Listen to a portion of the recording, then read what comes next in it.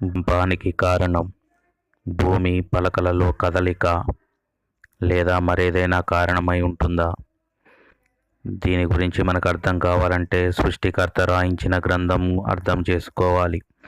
కీర్తన 93:1 కదలకుండునట్లు భూలోకము స్థిరపరచబడి ఉన్నది.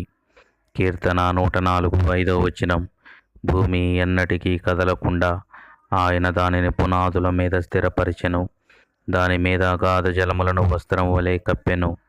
మీకా 6:3 నిశ్చలములై భూమికి పునాదులుగా ఉన్న పర్వతములారా అని దేవుడు సంబోధిస్తూ ఉన్నాడు. కానీ భూమిలో ప్రకంపనలు ఎందుకు వస్తూ ఉన్నాయి? దేవుడు భూమిని కంపింపచేయాలనుకున్నప్పుడు పర్వత పునాదులను అదరజేస్తూ ఉన్నాడు. ఫలితంగా సంభవించిన ప్రకంపనలే భూకంపాలకు కారణమవుతున్నాయి. కానీ భూపలకాలలో ఎలాంటి కదలికలు లేవు.